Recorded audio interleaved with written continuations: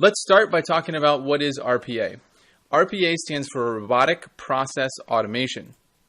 This is the Micah Smith Dictionary definition, and I say that because this is not the official definition you'll find if you go look this up on Google or something else. This is the definition as I would say it, and we'll walk through why I wrote it out this way. So, robotic process automation is specialized software robots that automate high-volume, repetitive, rule-based tasks in an audible and reliable way. Okay? So, this is the definition. You can steal this one. You can use this one. Make note of this. As we go through and talk about some of the different benefits of RPA, think back to this definition because that's what this is, right? So let's break down this definition a little bit and talk about some of the key words and why I would write a definition this way. So back to our definition. I've got several words highlighted here in italics. Those are the key words that I wanted to make sure to include in the definition, and we'll talk about why. The first is specialized software robots. And I put this in here because, when I first heard about robotics coming to the financial services institution I was working at, someone explained it to me like, yeah, there's these robots and the way it works is there's like a camera behind the person who's doing all the data entry and there's another camera on their laptop, and then like between the two cameras it creates a robot, and then the robot will sit there and do all the work. That's not how this works, right? These are software robots. So even the picture that we used here, these are software bots. They don't exist physically. You're not going to be able to see them sitting at a desk or something like that. The picture is in jest, but they're pieces of software, right? Think about it. They're pieces of software that are running a particular script to complete a particular application or a particular use case. The next point I want to make in this definition is automate, right? And I know that sounds super obvious, but what are we really talking about in automate? And automate, I would say, is really the opposite of a manual task, right? Either I can do something manually myself or I can automate it. So when my boss asks me to, let's say, do my timesheet or something like that, that's a task that I might automate because if I have to do it more than once, I'm going to be really bummed out. And so what I'll do is create an automation to handle that for me so it's one less thing that I have to worry about. Right now, we don't actually do timesheets. That's just an example. But that would be something that's an automatable task. There's a lot of tasks that are automatable in areas like operations, front and back office operations, accounts payable, right? Invoices and things like that, processing those kind of transactions. Those are all automatable tasks, right? We can have bots play a role in that to help relieve some of what the humans are having to deal with. The next keyword I have in here is high volume. And I wouldn't say that this is mandatory, but this is where you're going to find kind of the sweet spot for a lot of RPA bots. What I mean by this is if there's a task that we're doing every single day, and let's say 50 people are doing it, that's a really high volume, right? That's probably a good task we want to look at to see if we can automate. Because automating that is going to give us a huge lift in our operational costs. It's also going to give us a huge lift by freeing up those 50 people to do higher value tasks, right? Those tasks that bots aren't necessarily good at. So high volume is, kind of in here with an asterisk, I would say. There are tasks that might be lower volume, but that we still want to automate by a bot. Let's say a particular transaction only happens once per year, and there's only a couple people who are actually really good at that process, and it's not particularly well documented, right? That would be a good place for RPA because the bot can be trained once, you set it up, you test it, you know that it works. That bot can be relied on when, it's tax time or it's end of year and you need to run that particular task. So high volume is not necessarily the only indicator of this being a great opportunity for RPA, but it's one that we find commonly in a lot of organizations. The next word in our definition is repetitive. And again, this is probably repetitive to the high volume word that we already used. But if it's a task that's happening over and over again, that's probably a good use case for RPA. And that's where we're going to find a lot of RPA or a lot of automations that have already taken place, where it's a task that we do every single day. We receive this mail. We have to go through and take this spreadsheet and translate all of that data into this web form. Those are good opportunities for RPA. Rule-based, right? When we think about these different bots, sorry, I didn't click it. Rule-based means that we're going to be going through and telling the bot exactly what to do, right? Step 1, you're going to do this. Step 2, you're going to do this. Step 3, you're going to do this, right? And we can still have some deviations there. We can have conditional statements where we might say, hey, if this condition is present, then go over here and do this. Otherwise, go do this thing, right? So we can still have that, but the bot isn't going to just make up what it wants to do, right? And so I specifically included this picture right here of a bot looking at a cat and getting caught by its boss, right? The bots aren't going to go off and just start watching cat videos on YouTube. They're going to do specifically what you tell them to do. And so I think that's another big misconception about robotics and RPA. It's very much rule-based. I'm telling it specifically what to do this, then do this. Audible is a huge one, right? When humans are doing particular tasks, we don't necessarily know what they were doing or why they made a particular decision. When a bot's doing a task, we can record that every single time. What application was it using? What data did it fill in? Why did it make that decision? What time did it log in? What time did it log off? We can record all of that. You can use it with Splunk. You could log that out to a text file. You can make use of that data, but you have a full recording of exactly what the bot was doing at any time, and you have the ability to use that. Finally, reliable. The bots can run 24/7, so there's no, hey, this department's closed at 5 p.m. The bots can be handling tasks on the weekends. They can be handling tasks late at night. If there's reports that your team needs to run, maybe you run them weekly, and it always takes 3 hours to run, have the bot kick that off at 2 a.m. And that way, by the time anyone comes to the office, the task is done. You can review the bot's work, but it's reliable. We can have the bots do these tasks either through triggering of different files, through API calls, or through things like scheduling, right? We always need to run this at 2 p.m. on a Tuesday. Let's look at the benefits of RPA and why I would use it. And we're going to talk about the top 8 here. I put these in my order of value of what I see, but someone else might tell you something different. So number 1 is improved productivity. We can get more done with the same staff. If we think about your business 2020 and 2021, right, likely, hopefully if your business is growing, you're going to be doing, 1.5x or 1.3x of what you did in 2019 or 2018, right? That means either you have to staff up or you have to automate. And with Automation Anywhere, you do have the ability to automate particular tasks that might help you from having to staff up, right? And so that allows you to get more done with the existing staff without having to worry about finding the right person, finding a good fit for that team, doing all the training, making sure that they're actually being accountable for what they said they would. The bots allow you to get more out of the existing staff. Tasks done the same way every single time. This is a huge one for me.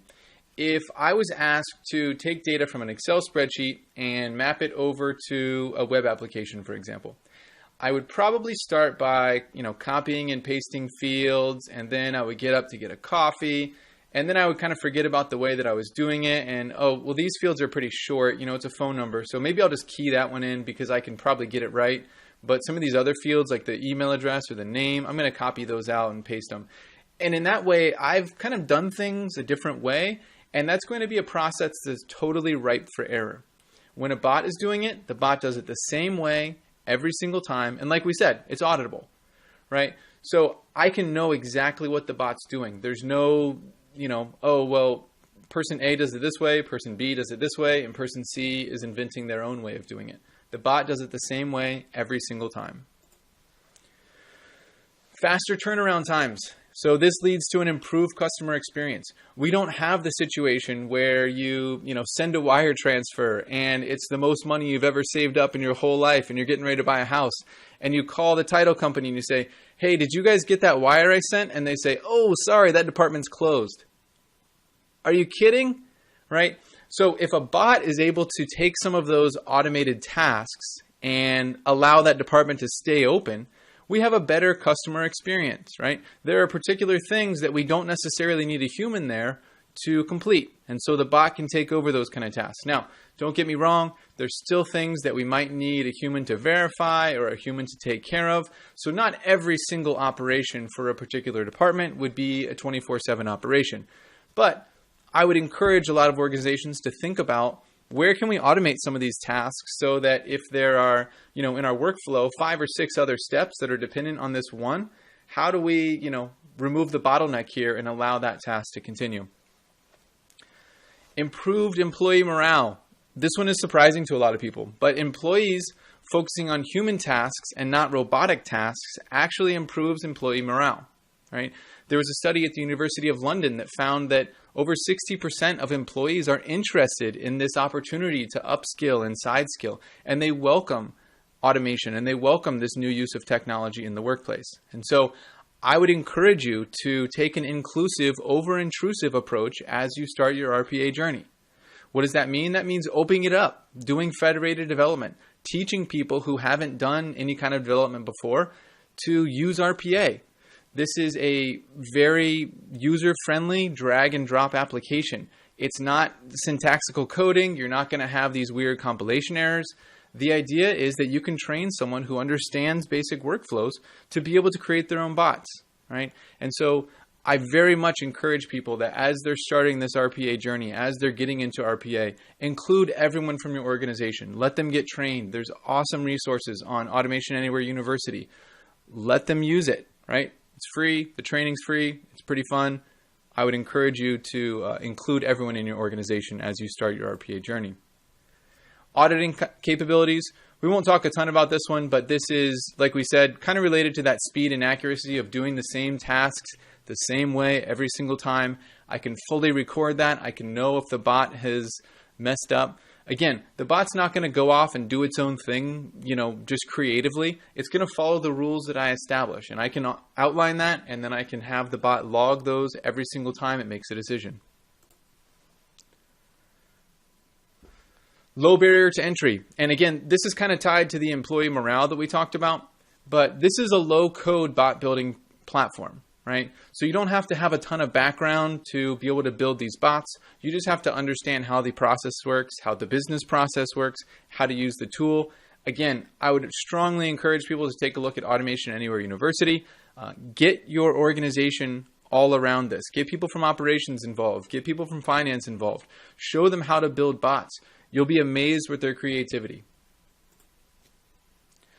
Scalability and flexibility. You can, especially with A2019, quickly scale up to accommodate those unexpected volumes.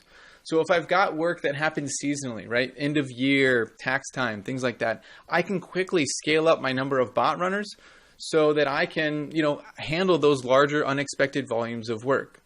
The flip side of that is I try to hire a bunch of people, or I steal a bunch of people from other departments, teach them how to do this one thing, and then try to get them up to speed really quickly and hope for the best. The flip side is I build bots that are reliable, that do the same thing every single time.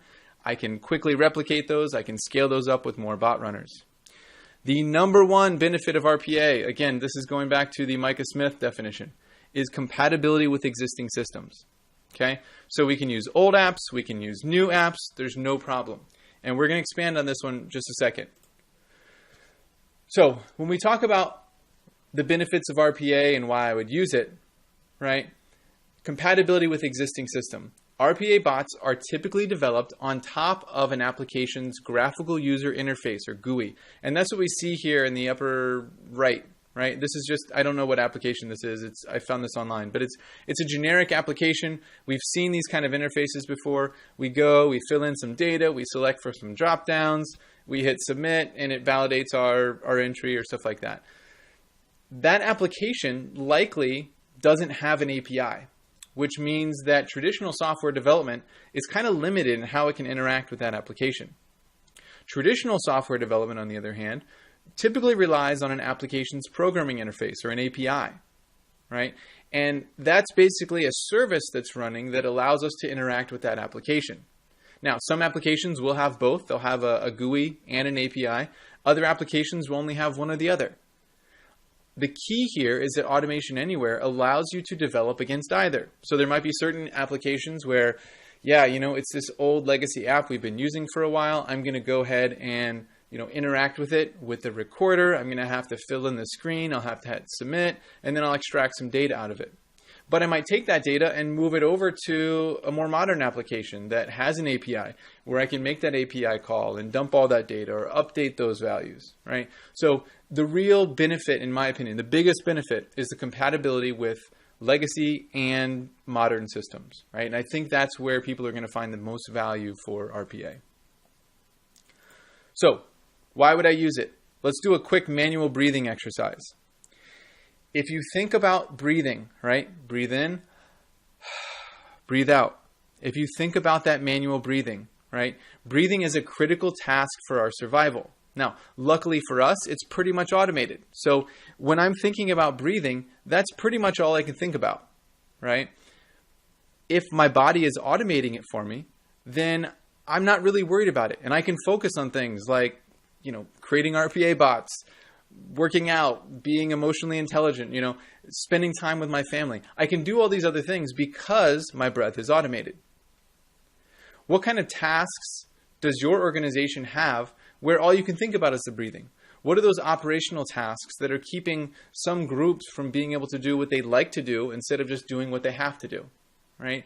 And so if we can automate some of those tasks and give them, lack of a better word, breathing room in their group, they can do those more advanced tasks that might mean spending more time with engaging with our customer experience, focusing on the organization's strategic pursuits, instead of just these day-to-day, keep the lights on kind of tasks. The last thing I want to talk about is where these bots actually work. Now, with Automation Anywhere A2019 Enterprise, we have a control room. That control room is either in the cloud, which is going to be a very common scenario, or it's going to be locally installed on a server, all right? So we have that option. We use what's called a bot creator, which is a web-based tool for allowing us to create those bots. So there's not a heavy installation. You just go to this website from any from any computer, and then you can start developing those bots. Those bots would technically be uploaded and live on our control room. From the control room, we can engage to send those bots to our different bot runners. Now, a bot runner is where the RPA code is actually going to execute. So when we think back of that example with a room full of robots sitting and typing, what's really happening is we have these virtual desktops or virtual machines that are living either on the cloud or on a server where they're automating all of these tasks, and maybe at the end of their task they send an email. They definitely let the control room know that the task is complete, but maybe they send an email, they drop a file someplace, they make an API call. The bot will execute on that bot runner, which again, could be in the cloud, could be on a server someplace where we have these VDIs or virtual desktops hosted. The flip side is that we do have support for a bot runner. So we can do attended automation at an actual desktop. And that's where a bot is working more as a virtual assistant. And you could engage with the bot. You could have the bot do a few steps of a process. Then you do a few steps. Then you engage with the bot in a different way. And so that is an option. Now, one of the big things we talked about here is that we have the ability to scale up very quickly. And especially when we're thinking about bot runners in the cloud, we can quickly replicate those machines, replicate out our bots.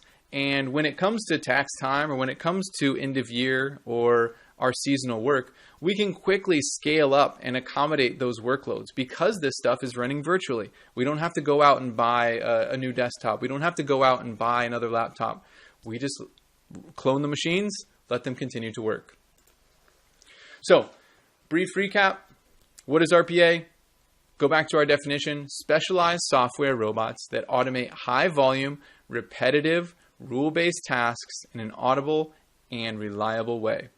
What are the benefits in RPA and why would I use it? Speed, accuracy, consistency, and flexibility in automating tasks. Where do these RPA bots actually work? When they're unattended, they would usually run on a virtual machine that's running on the cloud or running on an on-prem server.